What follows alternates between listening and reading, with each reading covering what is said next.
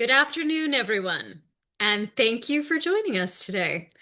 My name is Rachel Becker. I'm Deputy Director of Cancer and Careers, and I am so happy to welcome all of you to part one of our two-part Communicating Effectively webinar series.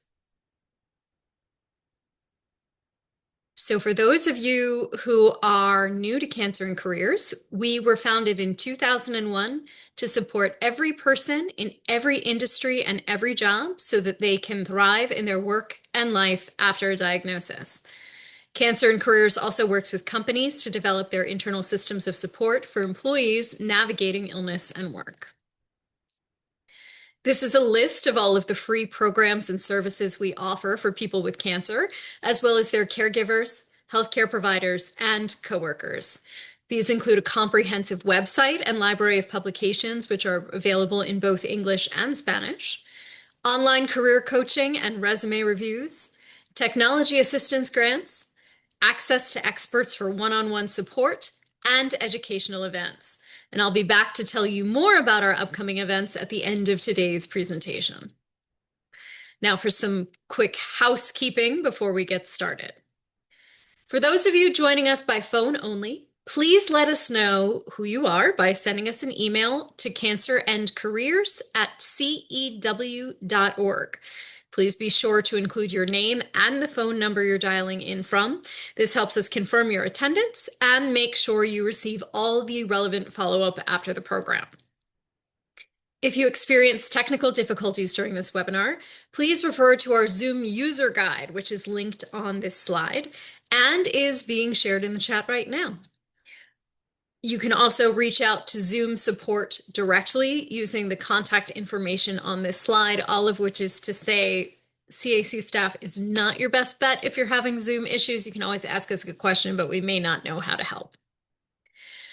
Please note also that today's presentation is copyrighted, which means the use of AI assistance and/or transcribing or recording devices of any kind by attendees is not allowed. Those found to be using AI or other recording or transcription software during CAC programming will be removed from the event. You may be permitted to return without the AI or recording transcription software. Additionally, real-time closed captioning is available for this and all live CAC events, and a captioned recording of this webinar will be archived on our website. To request additional reasonable accommodations, please send an email to cancerandcareers@cew.org at least 7 business days before upcoming events. And as a reminder, our next session will be taking place on Wednesday, August 5th. For those of you seeking continuing education credit, this slide lists all of the organizations who have accredited today's webinar, as well as the required steps for getting a certificate. This information is also available on our website. Please note that if you are seeking PDCs, CEs, or a general certificate, you are required to complete both the evaluation and to pass the post-test in order to be eligible. For more information on how to access both documents, please hang in for the rest of the webinar. We'll share it once we're all done with the session.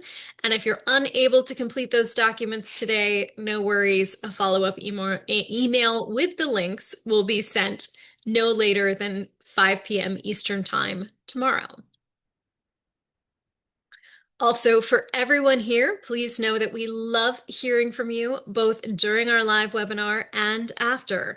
So as you know, Zoom has a lot of great features you can use to interact with today's program as it's happening. In your features panel, there's a chat box, which you can feel free to use to communicate with our speaker, CAC staff, and other attendees. However, it is important to note that the chat box is not private. If you post there, it is going to show your first and last name. So that is something to be mindful of if you're concerned about privacy. Also, if you have any questions about today's content that you would like our presenter to address at the end of today's session, please submit them by clicking the Q&A box. So not the chat box, the Q&A box. And in the Q&A box, there is the option to submit anonymously. We're going to do our best to answer everyone's questions today, but please be patient. And if we don't get to answer yours, please email it to us after the event.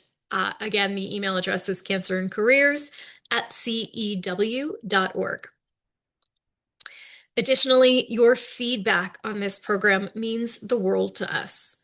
All of us at Cancer and Careers are dedicated to creating the best possible programs, and it is through hearing from you, your insights, your observations, what worked for you, what didn't. That's how we learn how to make these programs the best they possibly can be. And it also helps us to communicate to our funders our gratitude and your gratitude for the impact of their support. We always share anonymously, but it makes a big difference in allowing us to make sure we can always offer these programs to you free of charge. So you can access the evaluation for today's webinar using this QR code or through the link that is being shared in the chat box right now. And again, we're going to send this all by email tomorrow. So thank you in advance for sharing your thoughts. Thanks in part to support from P&G Beauty, Genentech, Blood Cancer United, and Johnson & Johnson. Cancer and Careers is proud to offer this 12th year of the Balancing Work and Cancer webinar series, which was created to provide precise, targeted information about work-related issues that arise after a diagnosis. And we make this available to anyone whose life has been touched by cancer. Additionally, we'd like to recognize Cancer and Careers year-round supporters who support all of our core programming and allow us to continue providing all resources and services free of charge. Solid communications are invaluable in so many parts of life, whether it's getting clear information from your doctors and care team, collaborating on projects at work, or telling a potential employer about your strengths during a job interview. The skills you'll learn this afternoon will help you build a foundation for navigating all these scenarios and more. To guide us through it, I'd like to introduce CAC's Senior Manager of Programs, Scott Sinclair. Hi, Scott. Hello. Following Scott's presentation, we're going to have time for questions, so please feel free to drop those in the Q&A box as they come up. Scott, the floor is yours. Thank you, Rachel, and thank you all for being here today. Now, as you know, this is the first of two sessions that we're going to be presenting this summer, focused on effective communications on the job or when job hunting. So today was set to define some terms and ideas and overall start to really think about the big picture of what it means to be an effective communicator. And then the next session is going to be a little more rubber meets the road kind of feel to it, where we'll talk about some tips and tools that can be useful for putting these concepts into practice. But for today, as you can see on this slide, our discussion is going to focus on understanding effective communication and why it's important. We'll talk about personal communication styles, what they are, and how to identify what yours or your coworkers are. And we'll also start to explore the topics of disclosure and things to consider when making disclosure-related decisions. And before we dig in, I do want to acknowledge that those of you who have received a cancer diagnosis, you're likely in different places in terms of your own experiences. Some of you may have only been recently diagnosed and are just starting to think about how your life and treatment and work are going to come together. Others might be in the middle of treatment and working or looking for a new job. Or maybe treatment is behind you and you're still experiencing some side effects. Or you're here today because someone you love has cancer and you're gathering information for them or for yourself so that you can better balance work and caregiving. Or perhaps your circumstances are something completely else entirely. But wherever you are, our hope is that you'll leave this session today with some solid, practical information that's applicable to you, either right now, in the future, or when or if your circumstances change. And as Rachel mentioned, if you have any specific questions that aren't being addressed, please feel free to drop them in the Q&A box and we'll do our best to get to all of those at the end of the session. So let's jump right into exploring that big picture and why it's important to think about what it means to communicate effectively in the context of life after a cancer diagnosis. Now, while our bigger focus for today is on strategic communications related to work, both actually on the job and when looking for new work. It's also important to note that there are areas outside of work where you might need or want to use some deliberate communication strategies as well. So, for example, it can be helpful to prepare for any conversations that you might be having with your healthcare team. There's often a limited amount of time during appointments, or if you're in the hospital and the doctor drops by during rounds. If you have a list of questions prepared already on topics that you'd like to discuss, this can help ensure that you make the best use of that limited time you have with them. Similarly, some conversations with family or other loved ones may benefit from advanced planning, such as if you're sharing the news about your diagnosis or updates to your treatment plan. It can also be important to think strategically about what you post online, whether that's on social media or a blog or anywhere else that you might be posting. Our online behaviors can have a real impact on our work lives, and we'll spend a little more time discussing that over the next two sessions. So as we move forward, I encourage you to be open to the idea that while a lot of the concepts we're going to talk about are being shared under the umbrella of job or job search related, they may also be used effectively in other areas of your life as well. So another place in your post-diagnosed life where it may be helpful to apply some communication strategies has to do with recasting yourself in terms of how others around you may view or behave towards you as a result of what's going on medically. Now, at CAC, we frequently hear from people who are concerned that having shared a diagnosis, they'll always be seen as the cancer person in their workplace. And often this leads them to wonder if there's anything that can be done to help shift their coworkers' focus so that they're once again seen as a valuable and robust human that they are.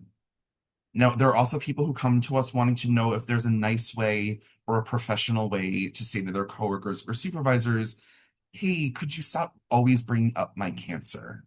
Which can be understandably a frustrating situation and kind of tricky to address, particularly if it's clear that the person asking about your cancer has good intentions, but just aren't considering how the question might make you feel. And of course, there are a number of other challenges to communication that you might find yourself in a work-related context facing. Now, we have a few common ones listed here on this slide. Some topics are more difficult to talk about than others. Sometimes it's hard to know how to start a conversation or maybe even how to end it or to move on to a different place entirely. We also have our own personal feelings about communicating and how that can play a role. And when it comes to communicating in work-related settings, particularly when cancer is in the mix, there can be all sorts of other added layers of complexity, and it's not always intuitive on how to navigate them. I'd even argue that everyone comes across communication challenges in their lives, regardless of who you are, what your job is, your level of education, health status, or any other aspect of your identity. We all face communication challenges in our lives, so you are definitely not alone.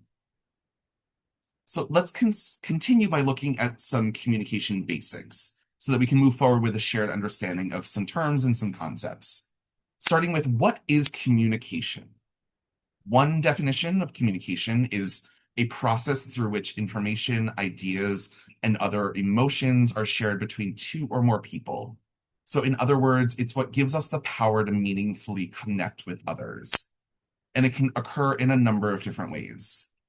So audible communication, such as spoken words, like we're doing today, but it may also involve sounds that might not be actual words, so like grunting or sighing. These would also be audible communications.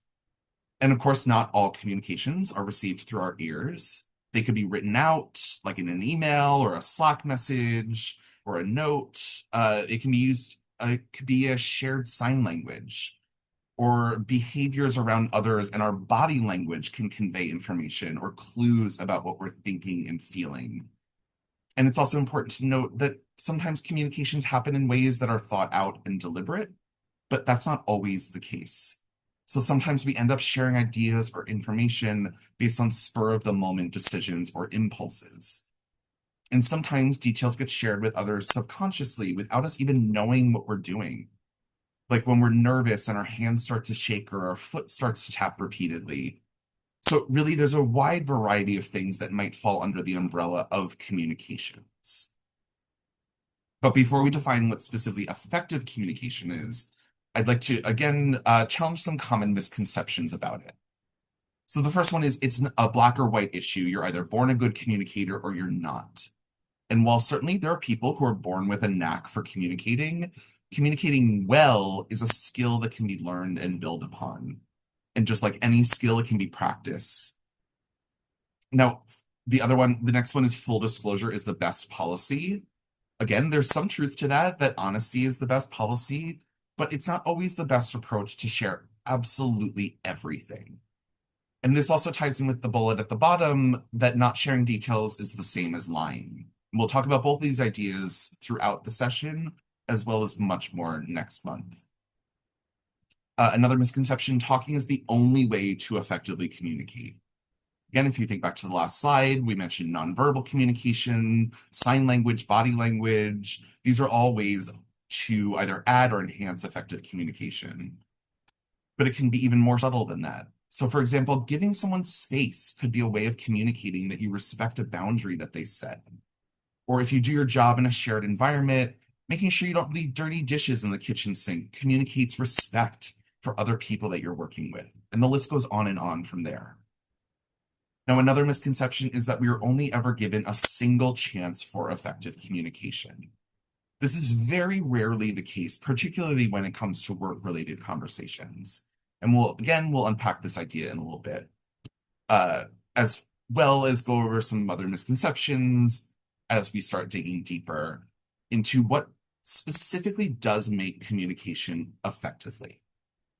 So the first key concept to consider here is that effective communication is a two-way street. So it involves both sharing our thoughts and our ideas, while also investing energy in receiving and absorbing the ideas that are being shared by whoever you're communicating with. So this means not only being mindful to get across your own perspective that's clear and organized, but also really paying attention to what the other person is trying to get across to us as well, in considering what they're bringing to the table in terms of their own perspective. Also, don't be afraid to ask clarifying questions if you're not entirely sure what the other person or the people that you're communicating with are trying to get across to you. Now, it's much better to make sure that everyone is on the same page up front rather than wishing that you'd ironed out details before. Now, expressing gratitude when it's appropriate is also a best practice. You might assume that the person you're communicating with knows that you're appreciative, but the reality is usually people don't know what we don't tell them directly. And a simple thank you can go a really long way in effective communication. Another best practice can be summarizing what was discussed at the end of the conversation. So this might mean taking a minute or two before ending a phone call, where you review the next steps, or it might mean sending an email after the fact to say thank you for the conversation earlier, to recap what we discussed, and then list out whatever you talked about. And this is tied into the idea we brought up in the last slide, which is that effective communication isn't necessarily limited to being a one-time event. In fact, it should be something that's happening regularly. So we can all probably relate to the idea that life in general and our work tasks or projects are all continuously evolving, sometimes in unexpected ways. So regular check-ins, whether they're 5-minute overviews or longer deep dives, these are often necessary to make sure communications are as beneficial as possible to everyone involved. Also, it's important to note that sometimes effective communication very purposely takes place over more than one conversation. And additionally, effective communication incorporates emotional regulation, which means having the goal of staying centered so that what you're feeling doesn't play too much into a role of how you're expressing yourself.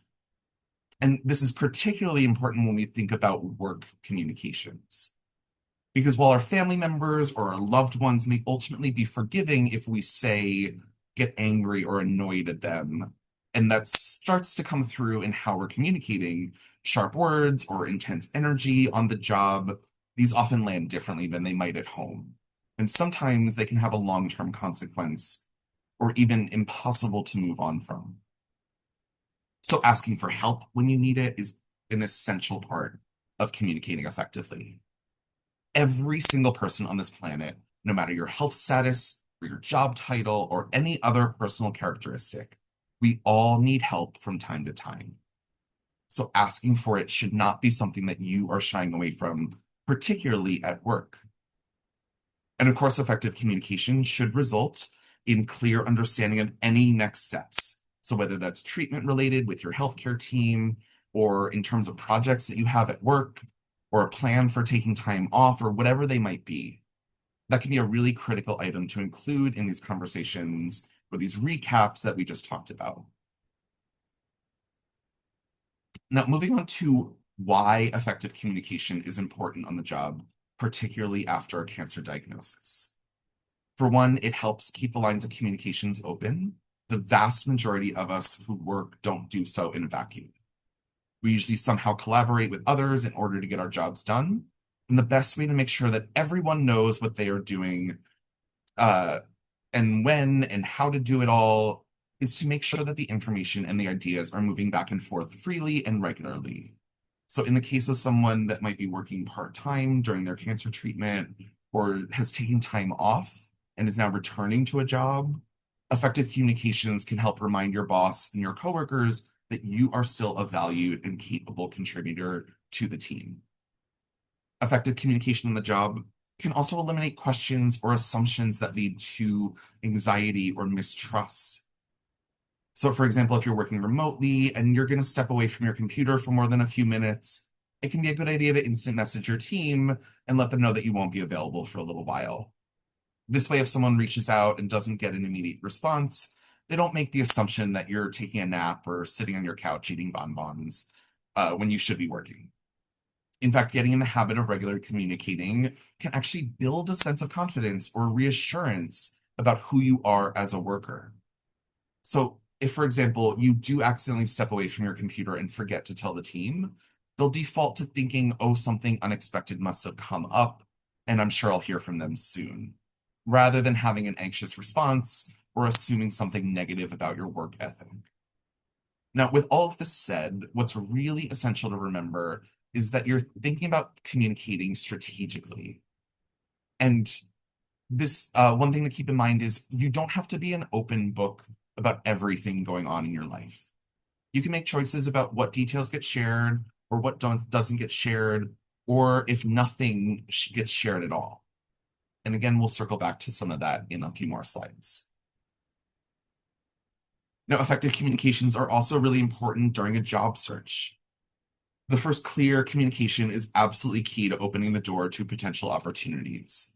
So whether that's through networking or a cover letter or a well-constructed resume or a CV, what it boils down to is using these communications to help people understand what kind of job you're looking for, who you are, and what you bring to the table.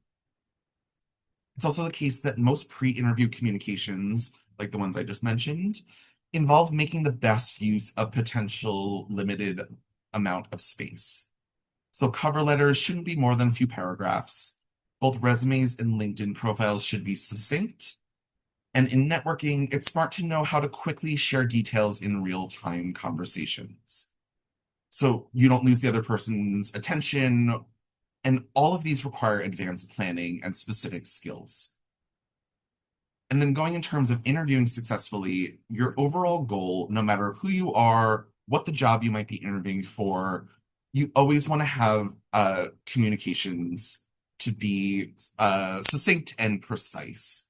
So in ways that show the person across the table or the Zoom screen that you are savvy and the most qualified candidate for the role that you're interviewing for, which is also a skill and something that should be practiced. And we're going to spend more time talking about how to effectively communicate during a job search next month.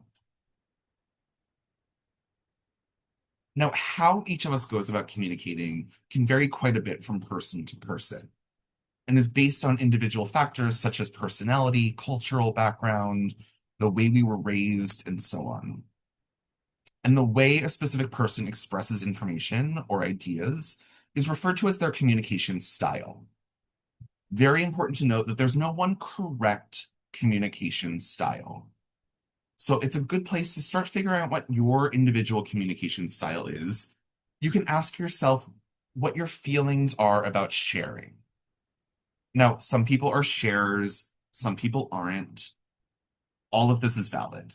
And whatever your particular feelings are about sharing or communicating overall, they're going to play a role in shaping your communication style, which is helpful to be aware of. And when thinking about communicating at work, it's also smart to evaluate your workplace culture. This can impact your feelings about communication on the jobs. So, is the environment like a second family where you joke around, you're sharing details about your weekends and your family? Or is the overall tone more buttoned up and laser focused on the task at hand?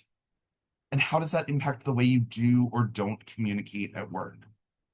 Does it have an effect on your feelings about whether or not to disclose?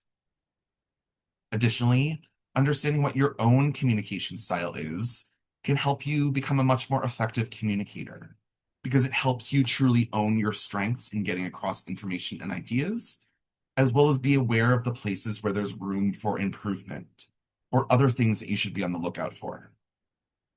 And then beyond that, understanding the individual communication styles of the people around you can help you know how to target your communications in a way that helps them best understand your message, as well as things for you to keep in mind as the as you receive whatever messages that they're giving to you. And in case the way I explained this was a little confusing, we'll spend the next few slides going into more detail. Now, as you might imagine, a number of career coaches and employment professionals have done some really good thinking about research into communication styles. And among them is a man named Mark Murphy, who's an author and a leadership coach. And he's developed a model that outlines four primary communication styles. Now, in talking about these four styles, Murphy says that there are two major philosophical differences that separate them. The first is that people tend to communicate either with more emotions and feelings or more with data, numbers, and facts. So, for example, if you have two people who are working in an animal rescue, a more emotional communicator might say something like, I feel like we're doing a really good job with our winter adoption push. Whereas a more data-driven communicator might say 92% of the dogs we're currently fostering have received adoption applications. So they're both saying something similar, but how exactly they're saying it is different based on their communication styles. Now, the second difference has to do with the arc that people use to convey information. So do they go in a straight A to B to C line? Or do they skip information in a more roundabout way, or even skip over details entirely? So we're going to walk through what Murphy's four styles are, but before we do, a reminder that there are many ways of thinking about communication styles. And we thought that this one was a really strong example, which is why we're sharing it with you today. Also remember that there's no one better style than the other. These are all on equal footing here, and the purpose is to describe the differences. And I encourage you to think about which one of these resonates with you and who you are, as well as who your coworkers are. Now, the first communication style that Murphy identifies is the analytical communicator. So this is a person who uses facts and data to communicate versus communicating emotionally.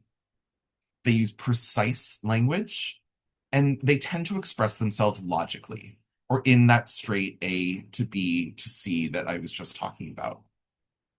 These are their strengths in terms of how they communicate or how they express themselves. On the other hand, some things for the analytical communicator to be aware of is coming across as to others as cold or unfeeling. And it's also not uncommon for people in this group to find themselves getting frustrated with someone less specific or number driven, which might mean that they get a little brusque with their reply or even stop paying attention entirely. And that can impact how effective communication ultimately is. So if you recognize yourself in this description, these might just be things to monitor or work on. Another point to keep in mind if you're an analytical communicator, that word trips me up all the time, analytical communicator, is that it might be challenging for you to talk about the unknowns that come with a cancer diagnosis and treatment. Because as you know, uh, you may be able to relate to the cancer experience being fluid and that it doesn't move in that straight A to B to C line. So keep in mind that your strong ability to be logical and apply numbers might not really be of service here.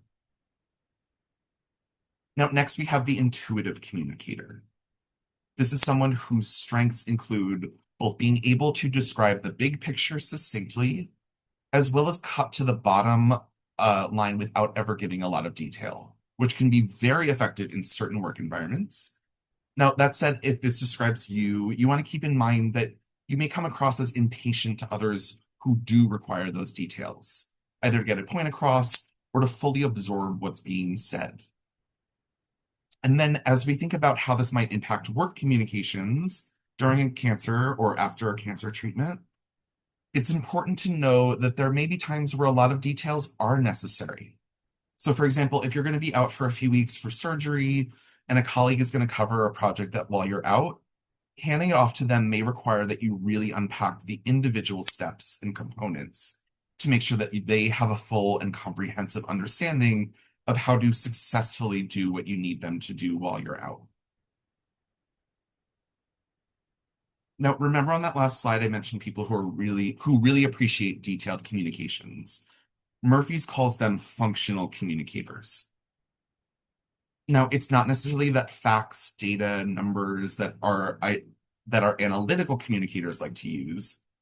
Functional communicators like the kind of details that are required for planning in advance.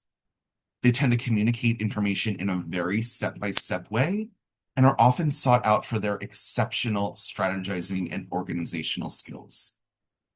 However, if you fall into this category, you'll want to make sure that you're sharing just the right amount of detail, not too much, because if you do, you can risk losing the other person's attention. Functional communicators should be mindful of oversharing during disclosure conversations also. So a helpful tip can be to plan discussions. Before discussions happen, maybe you write down everything that you might say, and then go back through that list and edit out the details that aren't totally necessary right now. Now, the fourth of Murphy's communication styles is the personal communicator. This is a group that most frequently uses emotion to communicate, which means they're strong empathizers, they listen well, they're democratic, diplomatic, all of which are very challenging skills to teach, so wonderful traits to come by naturally. Plus, being emotional in a work context can be a positive. So, for example, feeling passionate about your work and letting that shine through can really strengthen your communications. Now, the flip side of that coin, personal communicators will want to be mindful about letting emotions overtake a conversation, particularly heavy emotions. So it can be a good idea to write out notes or a sort of script for yourself to keep you grounded during disclosure conversations if your feelings were to start to build up. And if you know you'll be having difficult conversations with a less emotional communicator, so such as an analytical communicator, you might want to think about how the more muted behavior might impact you and how to navigate whatever feelings might come up as a result of that. Now, moving on to the topic of disclosing your cancer diagnosis. As I mentioned throughout today's session, it's important to be thoughtful and strategic when making disclosure decisions, which include when, how, to whom you should to disclose, and even if you should disclose at all, either at work or in other areas of your life. And in fact, we often encourage people to develop a personal disclosure plan. Now, this isn't because there are right and wrong ways of sharing information, but because spending time sitting down with it, thinking through who, what, when, where, why, all of those questions about sharing and making specific choices, these can help you feel more confident and in control of the information about your personal story that's out there in the world. So what's involved in developing a personal disclosure plan? First, you want to make clear decisions about what, if any, information about your cancer journey you're going to share and where. This also includes both conversations that happen in person or at work, and as well as the online space. So once you've made these decisions, Communicate them with the people in your network, whether they're friends and family, people you've connected to online, your coworkers, whoever it might be. We frequently hear stories about well-intended or accidental online disclosures. So even if you've shared your preferences with your loved ones, it's still a good idea to monitor what others are posting so that you have a sense of what is out there. Also, really important to consider how you present written communications. So if you have any cancer community uh, experience, perhaps in a volunteer capacity, how are you presenting that online? How's your resume being crafted or your cover letters? Obviously, these examples all have to do with job searching, but written communications are also very important in the workplace as well. And while we're in the online space, we are in a wild, wild west when it comes to AI, specifically generative AI, which is maybe ChatGPT, Gemini, Copilot, Claude. There's a bunch of different platforms out there. So right now, there are very few regulations attached to it, including protecting your privacy. Furthermore, these AI models that are being used in 2026, these are trained to learn from the input that are given by users, which means your private, sensitive information could be used in response to someone that you have never met, or a hacker could steal your information related to your health or your health history if you've discussed it with an AI bot. Or the company who owns the AI model could sell your information to a third party without your consent. To protect your privacy and maintain control over disclosure, you want to avoid sharing your name, employer, job title, any identifying details. So the more vague you can be, the better. And if you need to, make up a fake name or a company to remain anonymous. You also want to use general descriptions. So, for example, a mid-level role in retail rather than a specific job title. Again, the less personal information you give, the better protected you are going to be. Also, keep your questions broad when possible. Even if you don't think you're giving away information, a lot can be learned by reading through the lines and piecing together a prompt from last month that maybe you even forgot about. So make sure your AI use aligns with your overall disclosure strategy. Do not tell anything to the AI model that you wouldn't want to be shared with your coworkers, your boss, your family, etc. We have a filter here at CAC that was originally developed to discuss posting to social media, but a similar advice is true to the AI prompts as well. So do not disclose anything that you wouldn't want your mother to read, your grandmother to read, or you wouldn't want on the front page of your local newspaper or your maybe the homepage of your news website. Now, all of this is not meant to scare you away from AI. It can be a really great tool. Just making sure that you are making wise decisions when using such a new technology, and be careful not to reveal too much personal information. Now, people often reach out to us because they're not sure about whether or not there is a responsibility to disclose or discuss their diagnosis or their treatment plan at work. So if you're wondering whether or not you have to share the news about your diagnosis, you should know that although there can be exceptions, in most instances, there is not a requirement or an obligation to share details of your health or your health history with an employer, nor can they ask in most instances.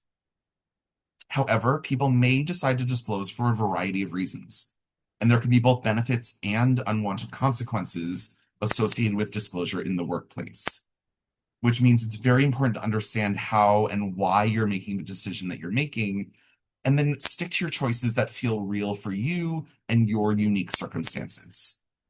So ask yourself, are there any legal benefits to disclosing? Now, I'm not a lawyer. If you need legal advice, we definitely recommend you reach out to a lawyer or a legal organization. Uh, but for the purposes of today's discussion, I'm going to briefly touch on a few things here. So, are there legal benefits to disclosing? For example, you might have to have some information shared if you want to access a protection that you're eligible under the law, such as a reasonable accommodation under the Americans with Disabilities Act, also known as the ADA, or time off under the Family Medical Leave Act, which is also known as the FMLA.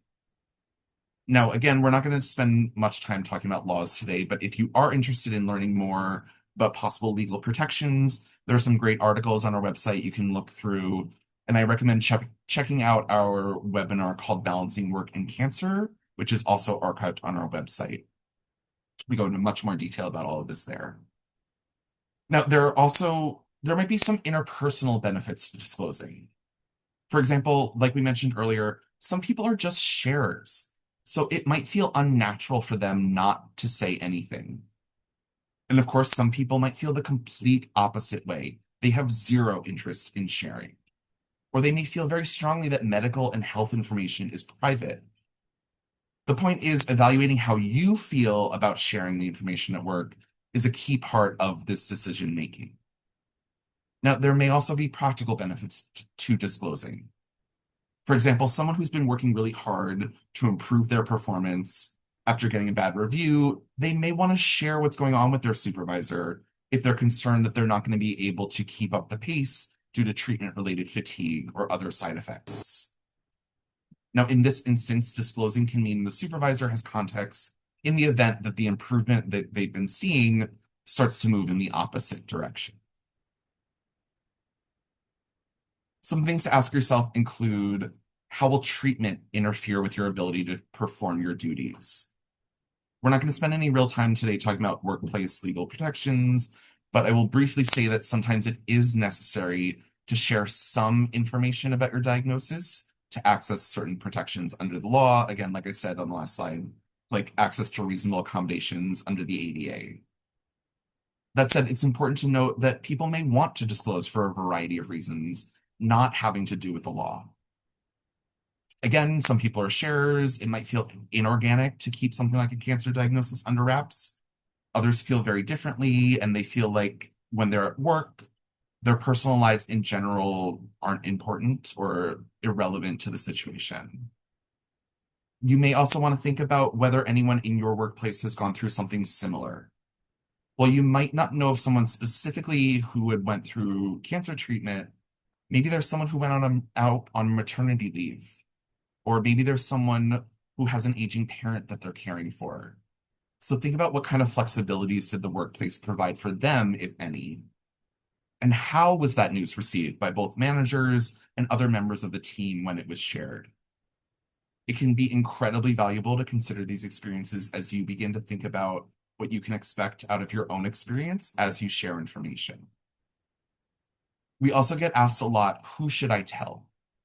And this is going to vary depending on who you are and your specific circumstances, but it's also possible that you may find yourself having to have more than one disclosure conversation. So if that's the case, we recommend that you start with the person that it's going to be easiest to talk to. For many people, that's going to be a direct supervisor because it's someone who you have an ongoing conversation with, and they can be an advocate with you with higher ups. But it's also important to bear in mind that most managers are not trained to be managers. So this may be the first time that they're having this type of conversation, and they could feel in uncharted territory themselves. It often puts the burden on the employee with cancer to help teach that manager what to do next. Cancer and Careers is a manager's toolkit that we created because survivors asked us for something concrete that they could take in with them into these conversations with their supervisor that allowed them to outline what would be helpful and make them feel supported. For some people, their manager or their supervisor might be out of the question, so they may want to go to HR directly. Now, your HR department can be a font of information because they're the ones who understand the employer's policies, and they may even have experience with other people who've been in similar circumstances. And perhaps the most important thing to disclose in any of these conversations is the idea that treatment is going to be fluid. And as we discussed, things might change throughout this. So helping your employer, your HR department, whoever it is you're talking to, understand that things that you're sharing today are what you know to be true today.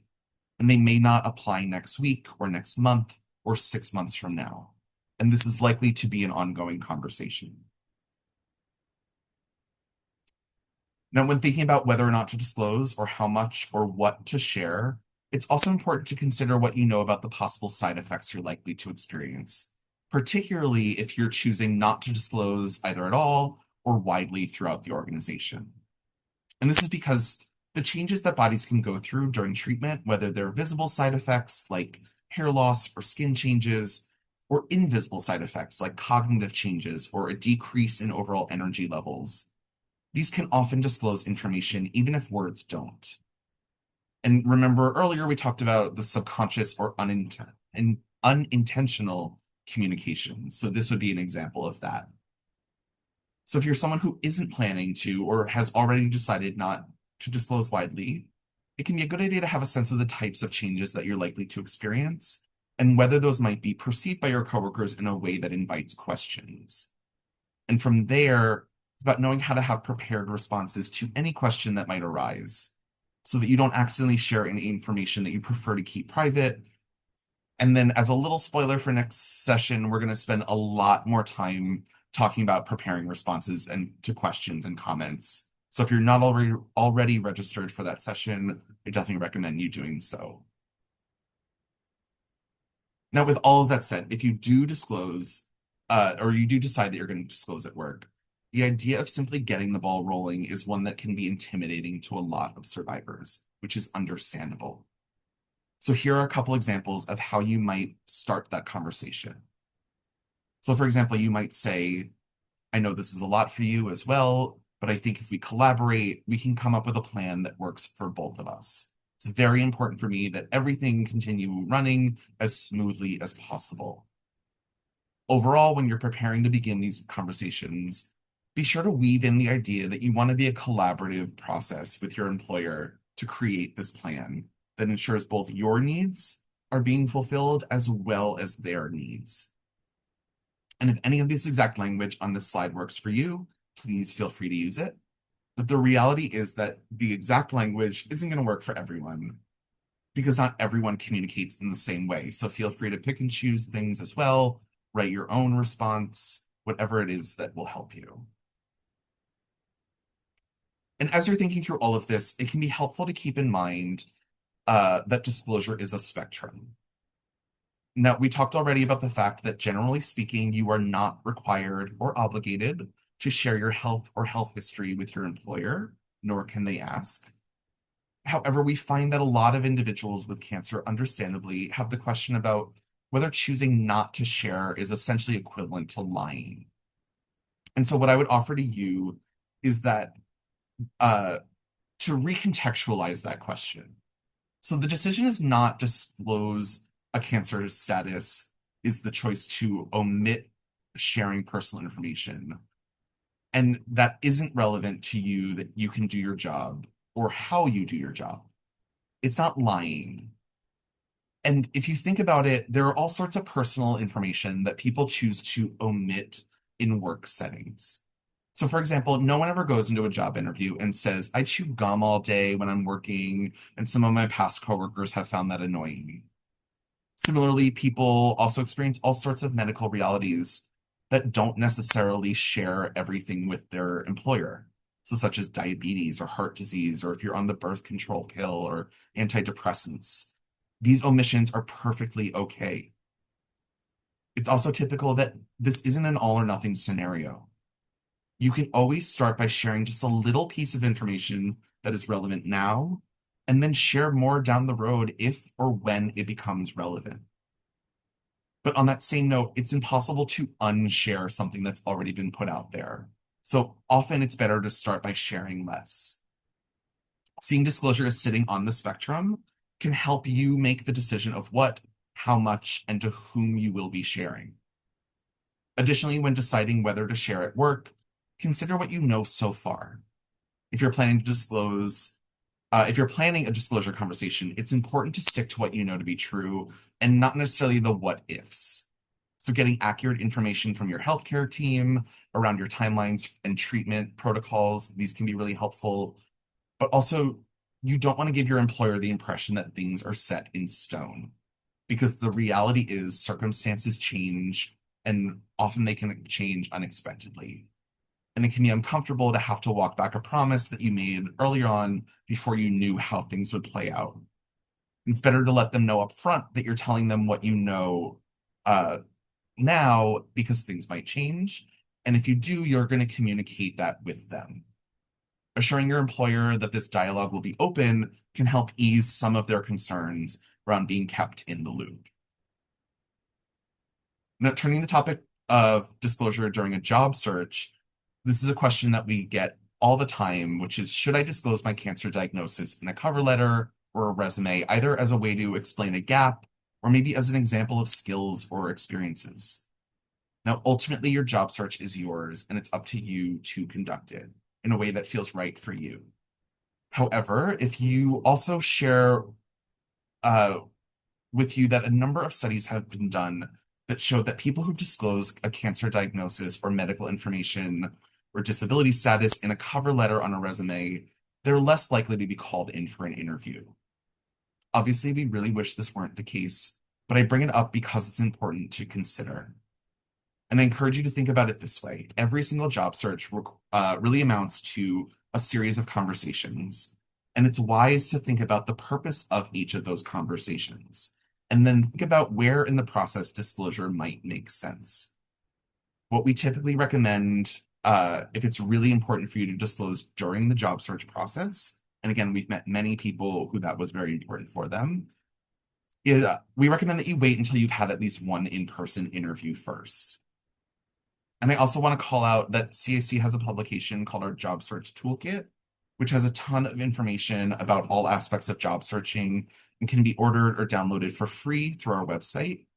And again, we'll go into more detail about how the how-tos of job searching communications in the job search during our next session.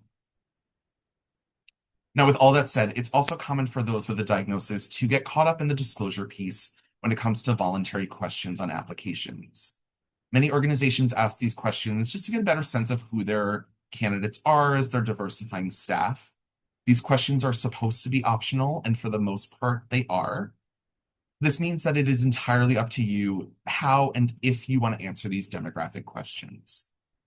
If you decide you do not want to answer this information, which again is well within your rights, we recommend that you choose prefer not to answer on all of these questions. That way, the disability question isn't the only one that you chose not to answer and might raise a red flag. I'd also like to spend a little time talking about the online space again. Now, at Cancer and Couriers, we often hear from survivors about the role the internet is playing in helping them through a cancer experience. For many, it can create a sense of community and a way to feel better in the moment, but it also creates a written record of information that can be difficult to get rid of.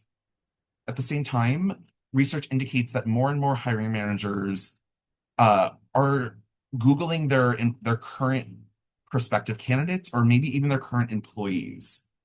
This is not necessarily to find something negative, but rather to get additional information about the people they're working with or to confirm something that they really like about a particular candidate.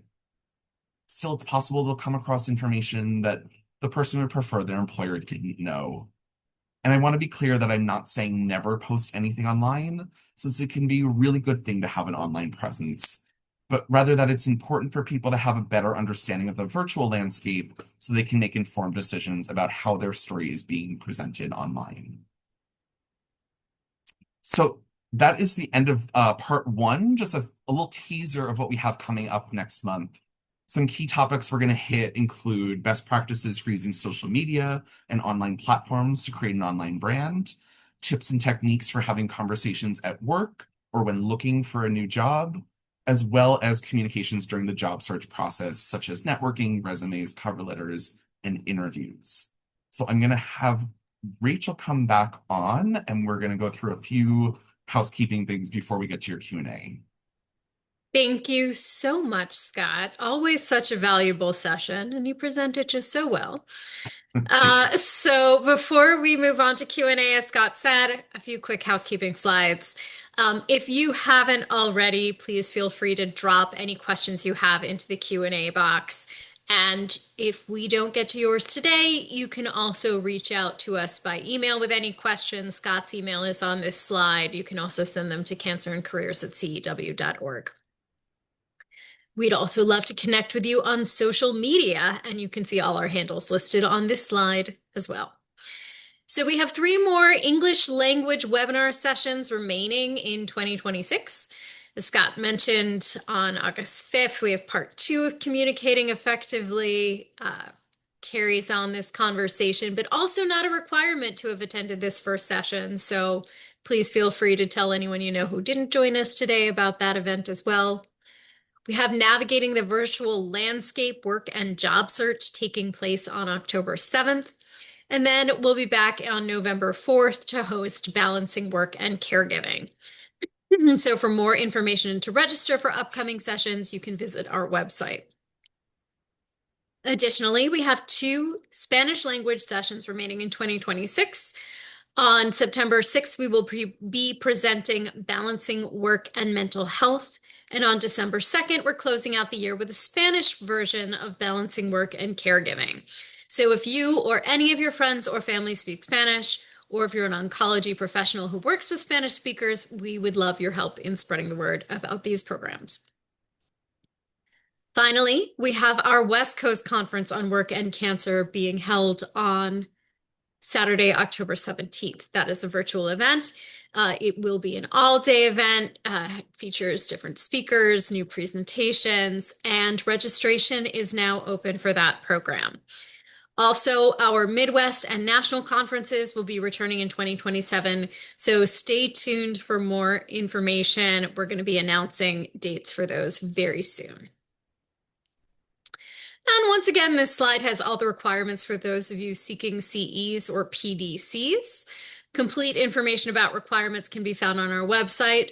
And as we've been saying, we're going to send an email with links to the evaluation and post-test no later than 5 p.m. tomorrow. But we are also putting up this link for this QR code for you again. So you can scan this to access our evaluation. A link to the evaluation is being dropped into the chat as well. And we're going to now move on to Q&A. We actually have a few things coming into the chat, the Q&A box right now. So let me take a look at this and see what we have. Okay, so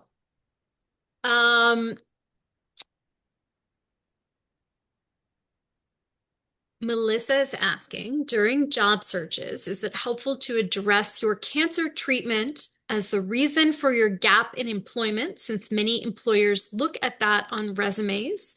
Is there a right way to communicate it? I would say there's no one right way to communicate it or whether you want to communicate it at all. Again, thinking back to our disclosure conversation, you are not obligated at any point. If you do have a resume gap and you don't want to talk about it, or you don't want to talk about your diagnosis or your treatment or anything, there are ways to skirt around it. You can be incredibly vague and say something like, I was dealing with a family event for a few months there. I decided it was best to take some time off while I addressed it. Everything has been cleared up now, and I can't wait to get back to work. You can talk about things, you can also talk about things you did during that gap. If you took any courses, if you got a certification, something that you worked on, you could address that way. If you do want to disclose, again, think about what part of the job search process you're in. We've met people who want to disclose on a resume or a cover letter because they don't want to have to deal with a bad employer. I would probably recommend waiting a little later. You want to let them know who you are as a person, what your skills are, what your personality is like, all of these things to get to know who you are outside of your diagnosis. And then if you have concern, we meet a lot of people who maybe they have a surgery coming up, maybe they're still in treatment and every Wednesday they're going to have to leave early and they want to make that part of the conversation before a job offer is out there. Probably best to wait a little later in the process to, give it a in-person interview or two, and then maybe bring it up then. Again, these are all personal decisions. There is no one right answer to this. It's how you feel about it, what your circumstance is, all of that all the things we talked about to still weigh and consider there, but that's, some guidance on addressing a gap. And again, no one. So Scott's computer just froze, so I'm gonna jump in and finish where he was going here. The bottom line when you're interviewing for any job is really that you're going to want to sell yourself as the most savvy candidate And your health history, whatever that might be, whether that's a cancer diagnosis or anything else, is maybe not the most relevant piece of information to whether or not you're the best candidate for the job. So keep the conversation. We recommend keeping the conversation focused on that. If you do ultimately decide that sharing is what feels right for you, um, you know, feel it out. It's like dating someone. You want to, make sure that the vibes are right and that it feels like the response that you give is going to be well received. But general best practice, best to wait until you've done at least one or two interviews. Don't put it on in writing in your cover letter or resume. And welcome back, Scott. Thank you. I'm now tethered to my phone. Thank you, Spectrum Internet. Oh, poor Scott. Scott has been having internet problems for the last few days. We're an all remote team, and this is unfortunately not the first moment that we've had Scott disappear and reappear on us. One of the So, downsides, for sure. Thank you for um, finishing my thought there. but no problem. It's what I'm here for. Okay, so we have time for one more question before we move on. So again, apologies if we don't get to yours today. Do feel free to email us, cancerandcareers@cew.org. Um, so this person says, I used to have no trouble holding a conversation, but since I started treatment, I sometimes lose my train of thought while I'm in the middle of speaking. Do you have any advice on how to deal with this? Yeah, I mean, first of all, that can be frustrating, and I completely understand where you're coming from. Um, Having a notebook in front of you, either to have things pre-written and thought about if it's something you can prepare for, like if you're in the middle of a presentation or a phone call or something, thinking through and planning out what you might want to say ahead of time and having notes, either something you can read verbatim or bullet points, even of topics you want to hit. That can help in the moment like that. If you're suddenly find yourself losing track, just look back down at that notebook and get back into where you were. Or you can even use the notebook if it's a more like impromptu conversation. You can scribble notes while you're talking to someone. And like if Rachel's in the middle of a thought and I have something that I want to respond to, and I know that I'm feeling a little foggy that day, I might want to just jot down like, 5 words. And then if she's still talking another 2 minutes and then I forget by the time she ends, I can look down at that notebook again and kind of be brought back into where I was a minute ago. So you like really write, we encourage people to write down things, think through possible things that might come up in advance, and also give yourself grace and forgiveness. Don't beat yourself up over anything like that. That's like completely normal, and someone not in cancer treatment might also just have a brain lapse. It happens to all of us where you're in the middle of speaking and you go, I have no idea where I was going with this. I'm so sorry. So it's something to, again, just The have having, grace with yeah, yourself, I the think is a really having important grace thing. piece of it is so important. I'm so glad you brought that up because I was thinking about that too. It's one of those things where like you can also just insert humor into the middle of it where, oh my gosh, I just completely blanked out. What was I saying? Thank you. And just kind of keep going. We're all human. Everyone's human. Everyone has bad days. Yep. So, it's have grace, have patience. Um, and on that note, we hope you had a great time joining us today. We were so glad to see as many of you signing on this July afternoon. Um, we're going to very quickly put up a poll question for you to respond to. You can see the QR code for the evaluation as well, but we've just got a quick pop-up poll. Very curious for some instant feedback from all of you on what you thought about today's conversation. Thanks again for joining us. Uh, Again, the second part is going to be on August 5th, and we look forward to seeing each of you again very, very soon. Have a great afternoon. Thanks, everyone.